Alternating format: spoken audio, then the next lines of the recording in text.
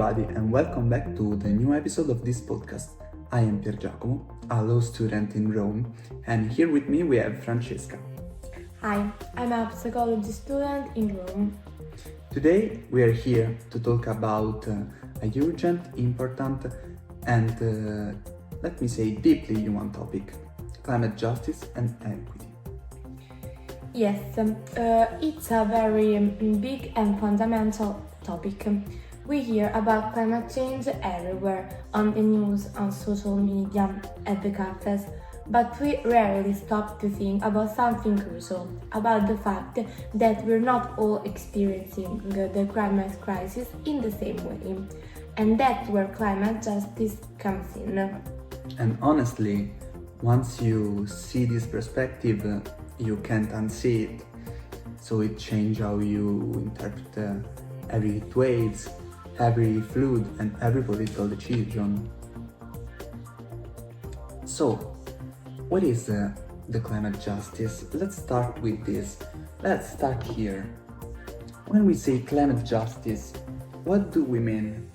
Climate justice means looking at climate change not only as an environmental issue, but also as a question of inequality. I can say to you three key ideas.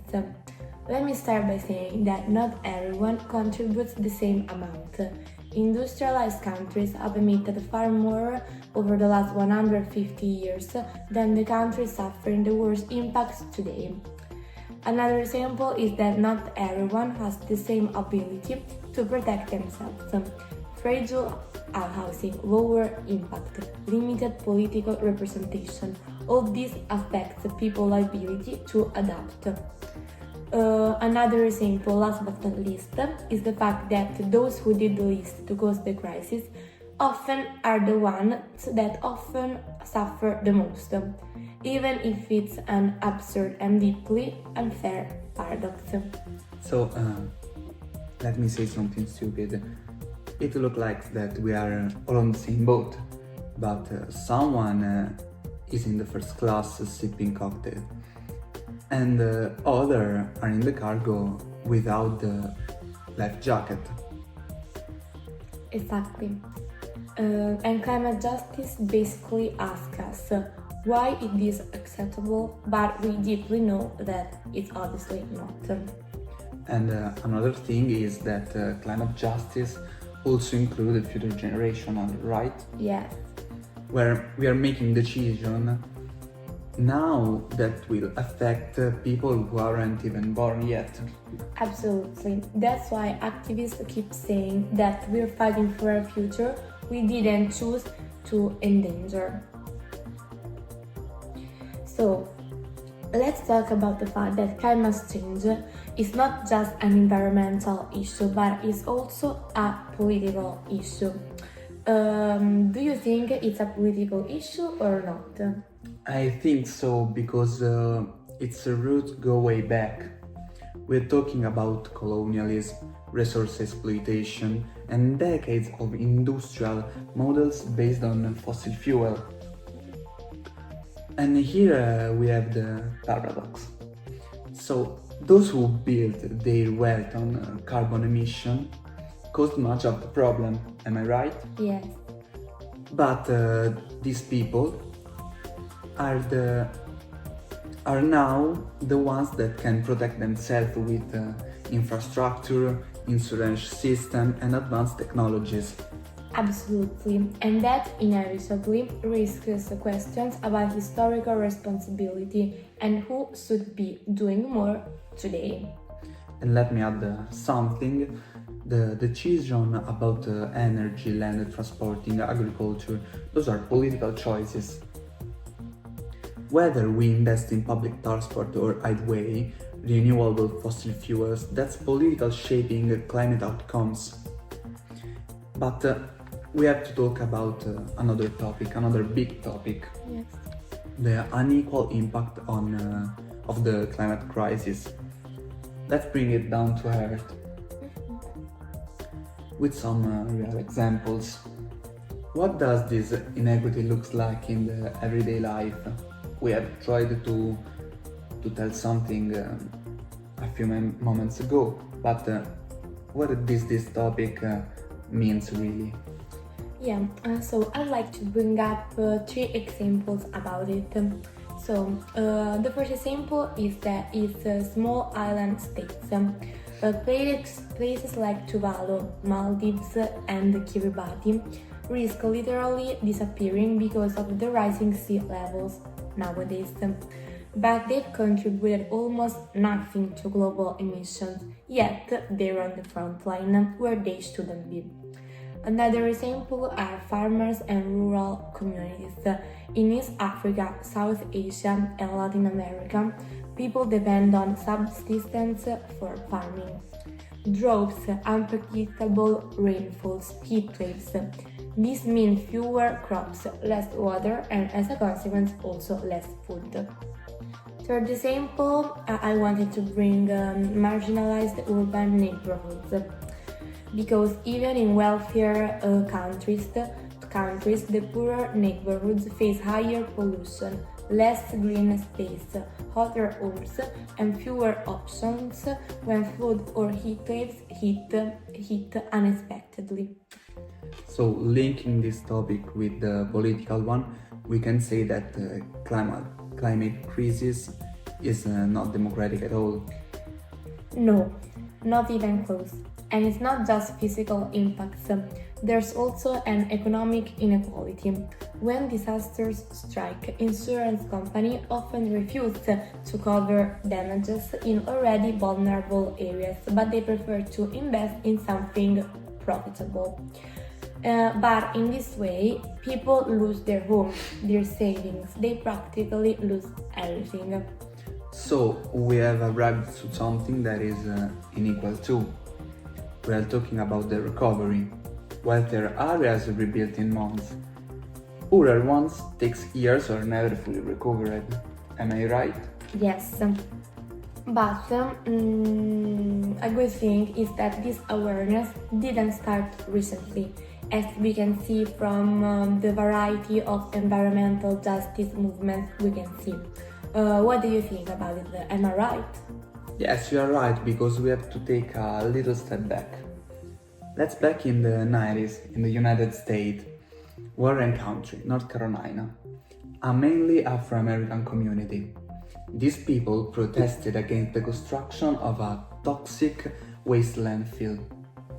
Sit-in, arrest, and community resistance. That moment signed the birth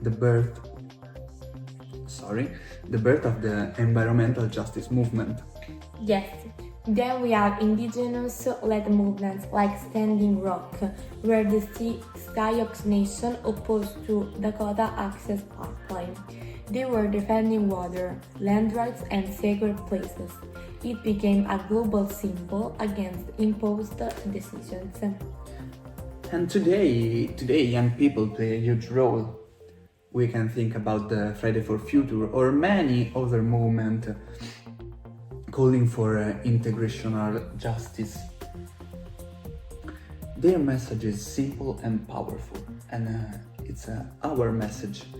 It's not fair that we pay for the decision of a previous generation. So this movement can really change the future. Do you ever heard about it? I participated like a pair of Friday for Future event. Yeah, me too. I participated in them and I found them really inspiring. But what I found most inspiring is how these movements are becoming more connected globally, also due to the media. Farmers in India, youth marches in Europe, indigenous leaders in the Amazon, they're all talking and they're all connecting to each other. So it's becoming a network. There aren't no more isolated protests, but it's a global protest. So we have just talked about the indigenous perspective, but why are indigenous perspectives so central with the climate crisis topic? I believe they are so central in this topic because indigenous people make up less than 5% of the world's population, yet they protect 80% of the planet's remaining biodiversity. Yeah, 80% is a lot. And furthermore, their relationship with the land isn't just economic, but it's a cultural, spiritual, and communal relationship. And yeah, they are among the most threatened by deforestation, illegal mining, and large-scale projects built without their free, prior, or informed consent. So those who defend the land often face intimidation or violence. Yes, which is why climate justice means listening to them, protecting their rights, and valuing their traditional knowledge. And if I can add something, we have to say that many solutions that we call innovative today, like the regenerative agriculture, the controlled barn, or water stewardship, come from indigenous practice that have existed for centuries. Yes. But now let's talk about solution and possible futures perspectives. For you, what does a just climate future looks like?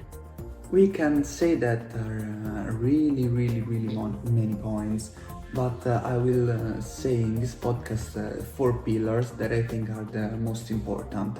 The first one is just a transition. We can switch to renewable energy by pushing the cost onto the most vulnerable.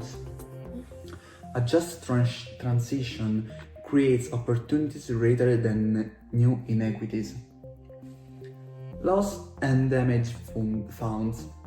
Supporting countries already facing irreversible climate impacts that have no charity responsibility, like we said a few moments ago, Maldives or other countries like that one. And the third point that I think is the most important is the community participation. Like the Friday for Future, the environmental policies only work when they involve the people who actually live in the territories. So what we have did here in Rome and every student did in the world with the Friday for Future or any other event can really change the future and the present. And the fourth point can be the easiest one, but the other one at the same time. Something strange, I will explain it. We're talking about the link with the science and the traditional knowledge. With these two words that were long treated as separated, we can say that together have a really incredible power. Yes, and the good news is that it's already happening in many places. Yeah, cities building cooling center, farmers switching to climate-resistant crops, coastal communities restoring mangroves. Small step, but powerful. Yes, and every fair policy today reduces conflict and suffering tomorrow. Now let's talk about the conclusion. How do you want to conclude this discussion? Yeah, I think that we talk about really important topics. Yeah. And we have to ask something to our audience. It's to put people at the center of the climate crisis. It's not just about saving planet. I think that planet will adapt somehow what we did to him. But people can do it? I don't think so. I think that we have to protect our ability to live well, fairly and together, because if the planet can adapt to the damage that we do him, the people can't. We are suffering and we have to change this. Yes, so we have to listen to vulnerable communities, we have to recognize historical responsibility, and we have to build a future that's not only greener, but that's also fairer. So we can call it a day. We did this podcast for everyone who can be interested in the environment problem, and for everyone that is not interested in, you have to show it to them. They have to know what is going on in this planet. Thank you for joining us today, and have a nice day. Do you want some? And let's try to keep talking about this, because changes also start here, from awareness. Thank you very much for your time. Have a nice day. Bye. Bye.